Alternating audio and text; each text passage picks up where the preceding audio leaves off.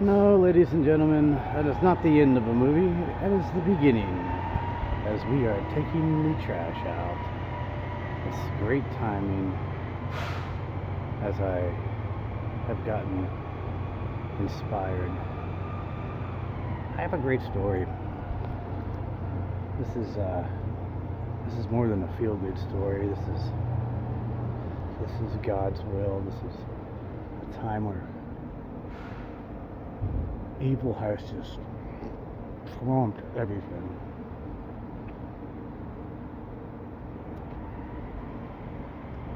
And the more that I'm here, the more things make sense. This is the most creative I've been in a while. This is Robert Boyce. What is wrong with the right direction? And I tell you, a lot of times I sit here and go, the heck am I doing here? How am I going to get out of here? Well, is that the right direction? What is wrong with it? Well, I really can't see my daughter. And for some reason, I just feel this calling. I feel this calling. I have felt this calling even a couple months before I got here, as I started doing the podcast. I've had this information, a lot of this information, for years and upon years prior to me getting here. And now that I'm here, there's so many things that have blossomed. I have not wanted to sell my story, which was already a roller coaster and just phenomenal, actually, when I sit down and look at it on a text or talk to people and actually analyze what I've been through and the lessons learned. The only thing missing is the implementation and the right recipe. And I have met, through all of this, some amazing people. Let me grab my coffee here. I have learned so much. Number one, I came up with the term landlocked. Ladies and gentlemen, that is where I work right now. This is basically, this area here is where, if your ship goes down and you can't see the land and you're swimming and you land on the island, that's where you land. And you've got to forage and build a life on that island unless you find a way off of it.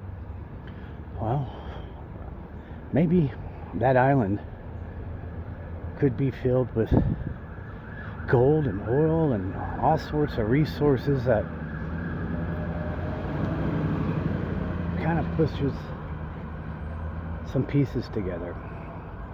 And basically we all have landed in this island. Look at Mr. Kenny.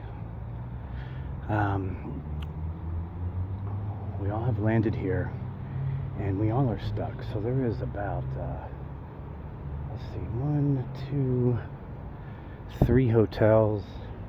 A lot of people have lived here for years. Some are like me, the months. But, most of us here don't have cars. And you're very limited. So this is a form of homelessness I never even dreamed of, where you're stuck, you're landlocked. You will be able to probably walk a mile and a half to work each day. And that's pretty much it.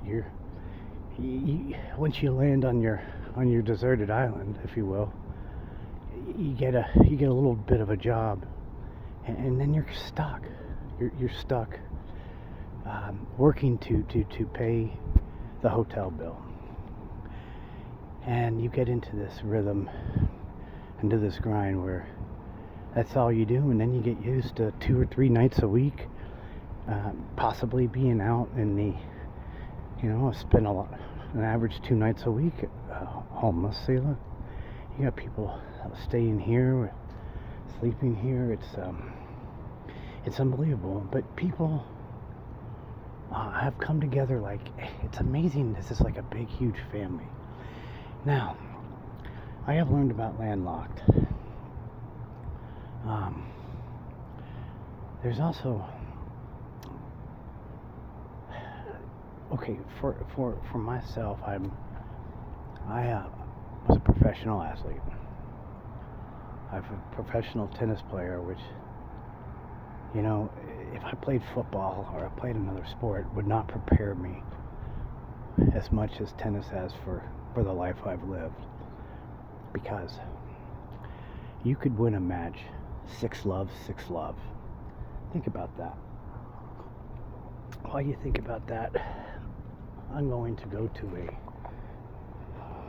commercial here, sponsored by Copenhagen. That's right, when the time isn't right, Copenhagen is. Wow, that's a good commercial. When the time isn't right, Copenhagen is. Grab you a pinch. It's there for you.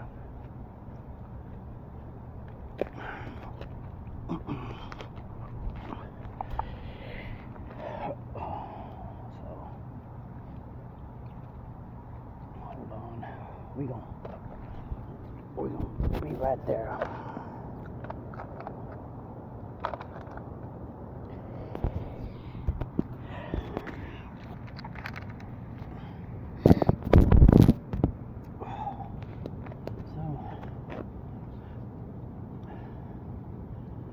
As I was saying,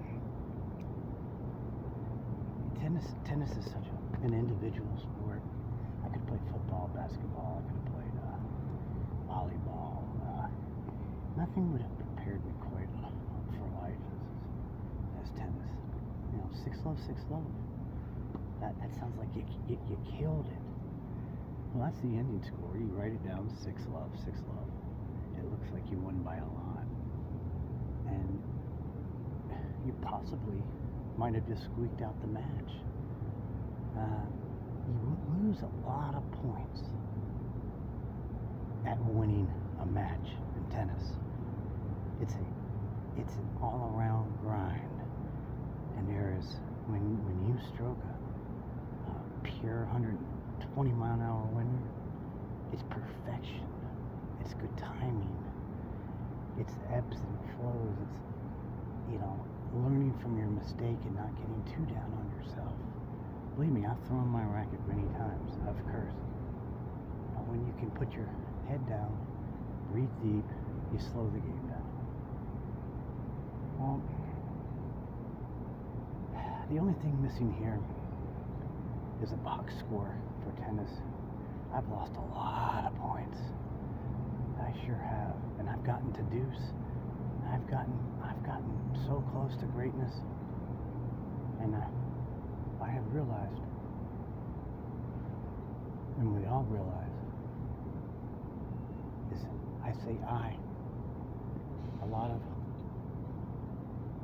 us are basing our success on individual success. That's one thing that I have to learn to be apart from tennis, which is crazy for me to say. One thing that this is missing is a team success effort. And everything that I've been through has been an ingredient in what I call Brunswick stew. My life and has been a roller coaster. What I'm trying to do with my life is taking everything in the kitchen sink that's been handed to me and making a beautiful Brunswick stew. I mean, it might not look great from the eyeball, but it is so warm, filling. It warms the heart, warms the soul. If you're the chef, you're exhausted after you pot of Brunswick stew, of cooking it. But I have I'm happy to I guess I really never even thought about it, and I never really even put myself in other minorities' shoes. I'm pretty much, I'm half Italian. They don't probably see that at first. They probably saw that I'm paler than they are. Well, I mean, I'm pretty much the only white guy around, and I never thought about that because it's all how you approach people. Here, everybody has got such a good heart, and what I have to say today is something really cool. I have learned something in the last 24 hours that we all bundle people that have unfortunate lives, that have to do what they can do to eat. A lot of people here are hungry, folks. They're hungry, and they're kids, and they're not ex-tennis pros like me that have grinded out matches for hours and hours and 6 hours a day and used to fatigue and used to compartmentalizing things and sticking it in your back pocket and dealing it with for later. People aren't educated like me. People have been abused, and they're on the streets, and they don't have the tools to move forward. Now, I just got done with an episode called Landlocked. What I learned is that there needs to be some form of transportation for the reboot communities, and I came up with a motorized bike. It's fairly inexpensive, and it is almost as efficient as a car. But folks, we judge people, and we drive by, we see a drug deal go down, and we instantly shake our head and say, where are the cops? We need to get these drug dealers off the street. We just are so quick to take the cherry on top and say that the middle of the cake isn't good. And that's so wrong, because there are a lot of drug transactions that go here. These kids and these people are fantastic. They're so good-hearted. They don't have any other choice. They have no means of transportation. It's quick. They don't have to go through what I'm going through. It's tough, guys. I'm going from a corporate world. I'm going from an athlete. I'm going from a college student, a high school student, and it's tough. It's tough working at a Waffle House. It's tough thinking about me as I would have thought about somebody else my age working at Waffle House, but these people don't.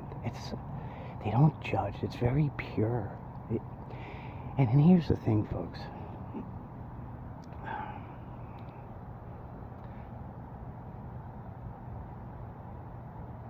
God is so good. I have been wrestling with this thought, and I haven't given it too much thought. I've given it kind of a thought and let it marinate. If I have become really best friends, my black cousin and his half Italian uncle, I introduce him as my cousin. People kind of look. I'm like, yeah, he's from south of Rome. I'm Italian. And everyone, just knows him as my cousin, and I'm his uncle. I'd do anything for the guy, and he'd do anything for me. It was just, people are with pure hearts are rare find. Now, is everything done by the book? It's for income? Absolutely not. But the corporate world isn't either. There's a college kid. The corporate world isn't by the book. We don't judge a $1 billion CEO or tycoon for. We don't judge him for illegal activity. I mean, a lot of his loopholes, his tax plans, and how he got to the $1 billion was probably more shady than the whole state full of drug dealers. But folks, these people got to eat.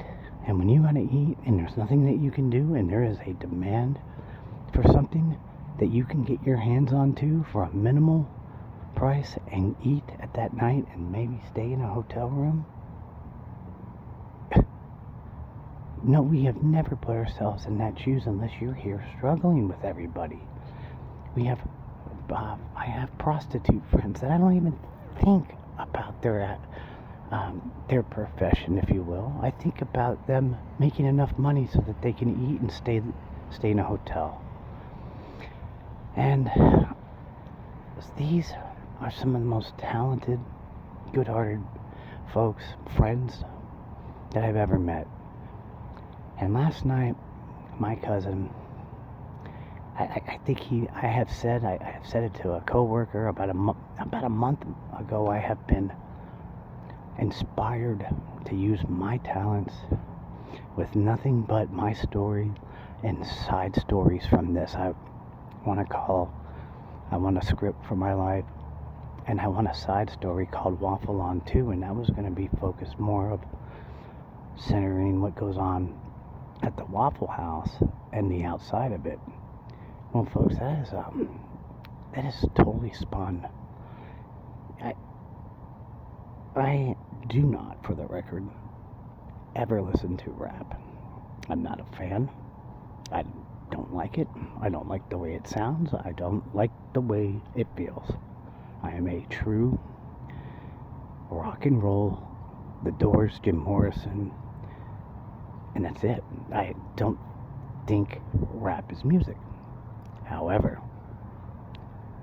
Mr. Chris is just something. He's just a good hearted person, and he's got talent. He raps and sings with his soul. And there's a couple guys here that's just so talented, and it's just from the heart, and it is all Jim Morrison. And it has come to me that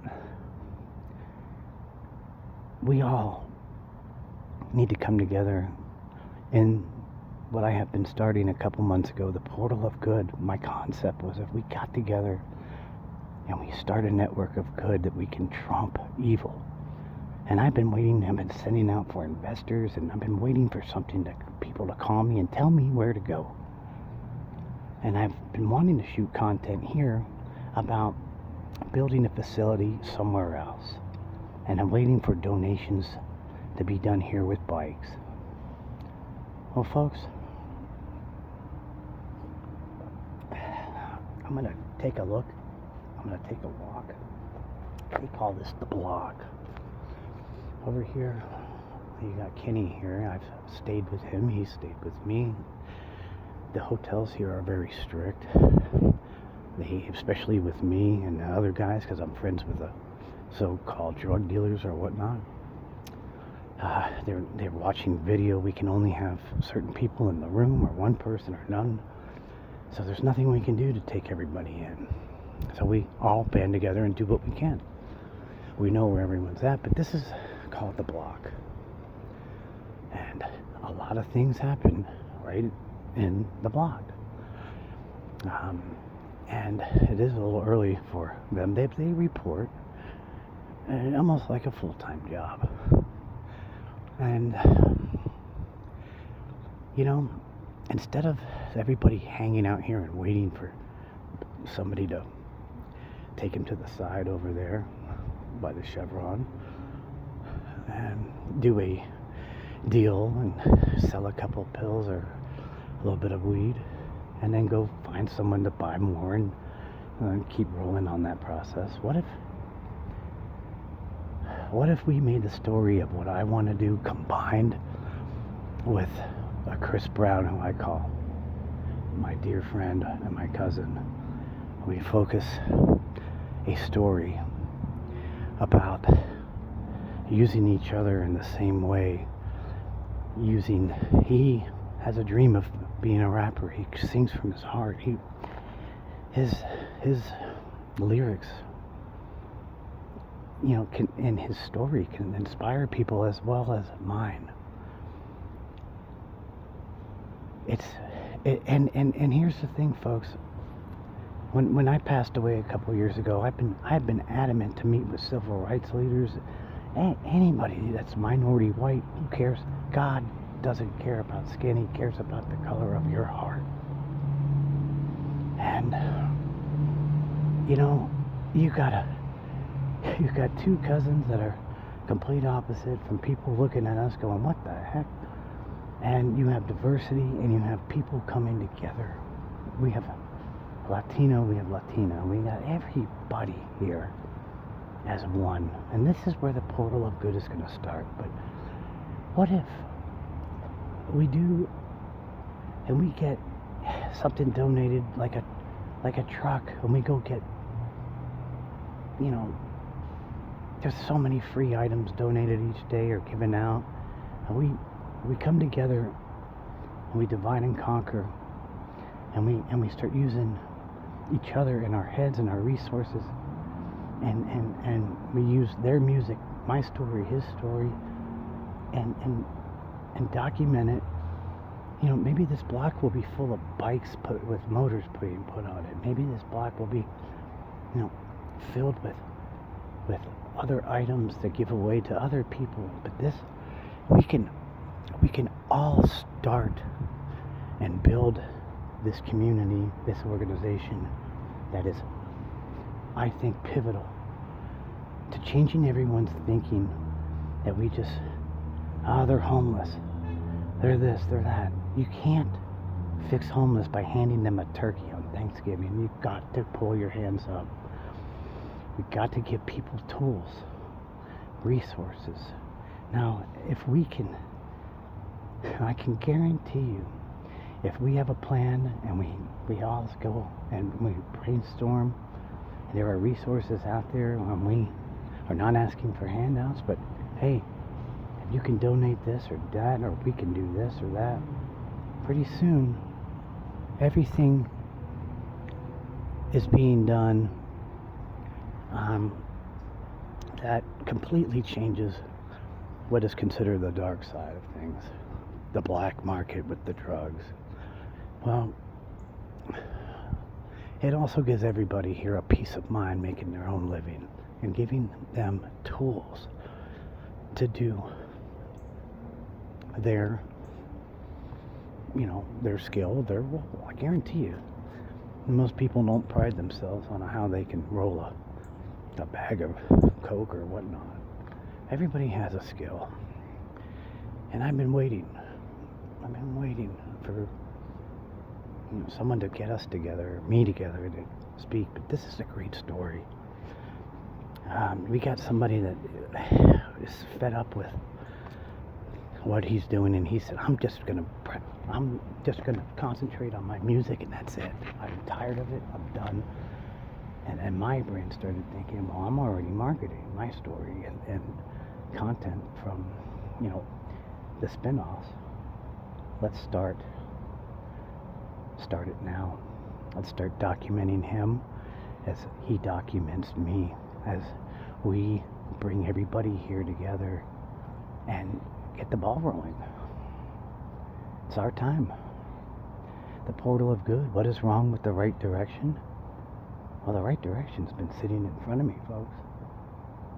It's time for me to look ahead, and not hope that everyone's going to be okay here. We got to band together. We got 3 hotels here. We all pretty much know each other, and it's we just had a major good friend of ours that got busted for a large amount of marijuana, and he's probably going to spend a year or 2 in prison for selling what's legal in Colorado. Shame. And ever since that happened 4 or 5 days ago, it's put everyone's thinking cap on, whether you're a dealer or not, or you smoke it yourself or don't. So we want to make an example. I hope that Cousin's music and others get out there. And mine, I have my song too. So I hope everyone prays. This is going to be an awesome process. I'm excited.